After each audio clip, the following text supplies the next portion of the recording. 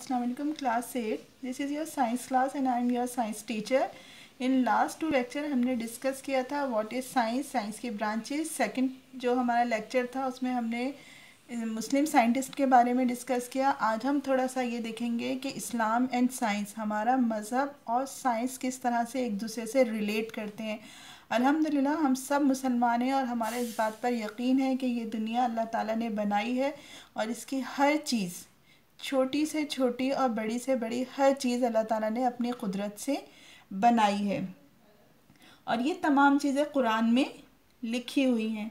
The truth written in the Quran modern science proving today, ये सच जो कुरान में लिखा हुआ है अल्लाह ताला ने वक्तन फ़वक्तन हुज़ूर सल्लल्लाहु अलैहि वसल्लम पर जब वही भेजी तो इन बातों के बारे में हुज़ूर सल्लल्लाहु अलैहि वसल्लम को बताया, जिसको उस वक्त के लोगों ने मजाक समझा और ये समझा कि ये कोई शायरी है या ये अपनी तरफ से जो है ये बातें घड़ते हैं। लेकिन अब 18वीं सदी के बाद जो है ये लोगों ने ये देखा कि ये वो तमाम चीज़ें जो हुज़ूर सल्लल्लाहु अलैहि वसल्लम ने उस वक्त हमें बताई और जो कुरान में अभी तक मौजूद हैं वो सब सच होती चली जा रही हैं। Modern science is proving today scientists have resulted in many experiments that what Quran has said is right. The Quran, which was revealed 14 centuries ago, mentioned facts only recently discovered or proven by scientists. जो कुछ कुरान में लिखा गया, जो कुछ हुज़ूर सल्लल्लाहु अलैहि वसल्लम ने बताया वो आज 14वीं सदी में साबित होता जा रहा है।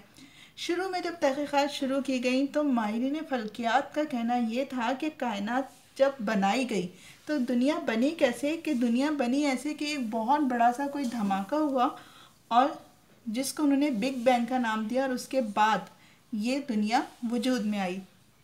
इस नज़रिए को बहुत ज़्यादा अलग अलग साइंटिस्ट ने साबित भी किया, इसको माना भी गया। इस थ्योरी को प्राइमरी नेबुला की शक्ल दी गई।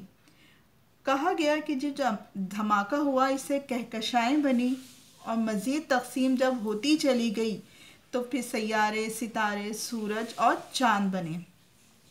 अल्लाह ताला कुरान में फरमाता है, क्या काफिरों ने नहीं देखा कि बेशक आसमानों और ज़मीन बाहम मिले हुए थे और फिर हमने इन दोनों को अलग अलग कर दिया और हमने पानी से हर जिंदा शय बनाई, क्या फिर भी वो ईमान नहीं लाते।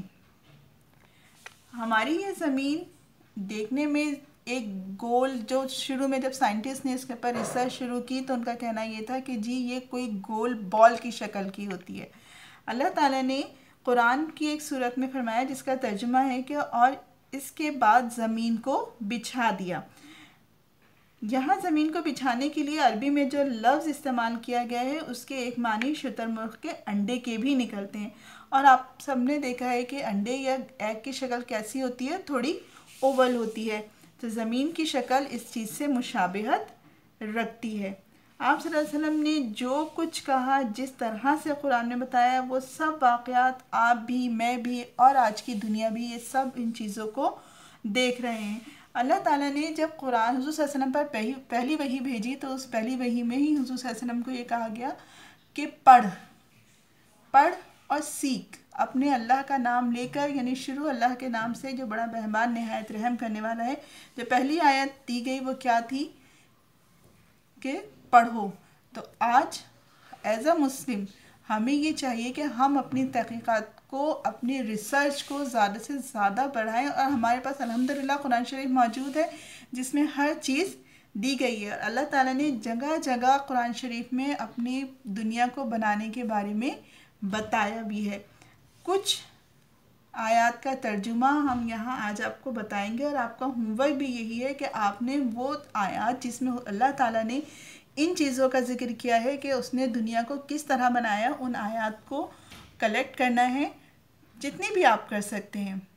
5 to 10 के बीच में होनी चाहिए, वो कलेक्ट करनी है और यही आपका होमवर्क है कि आपने उन आयत का तर्जुमा लेना है जिसमें अल्लाह ताला ने ये बताया है कि उसने दुनिया को किस तरह से बनाया। कुछ आयत मैं आपको बता रही हूँ। एक जगह अल्लाह ताला फरमाता है, क्या उन्होंने कभी अपने ऊपर आसमान की तरफ नहीं देखा, किस तरह हमने उसे बनाया और आरास्ता किया और इसमें कहीं कोई रखना नहीं है, यानी कहीं कोई नुक्स नहीं है।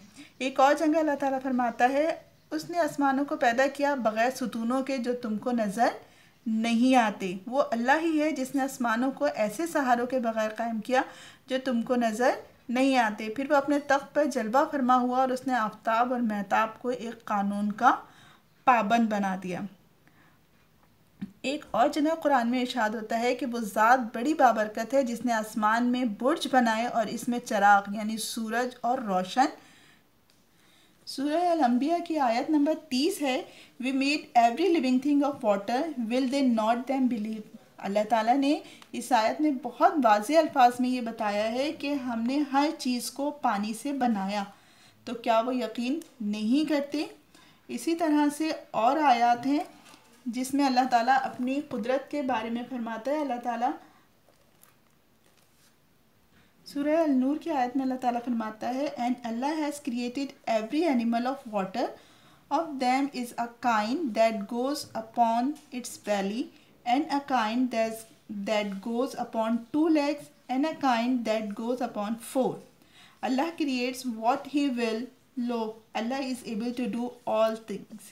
अल्लाह ताला फरमाता है कि हमने हर चीज़ को पानी से पैदा किया। इसमें से कुछ ऐसी हैं जो पेट के बल चलती हैं, कुछ ऐसी हैं जो 2 पाँव पर चलती हैं, कुछ ऐसी हैं जो 4 पर चलती हैं। अल्लाह जो चाहता है वो कर सकता है।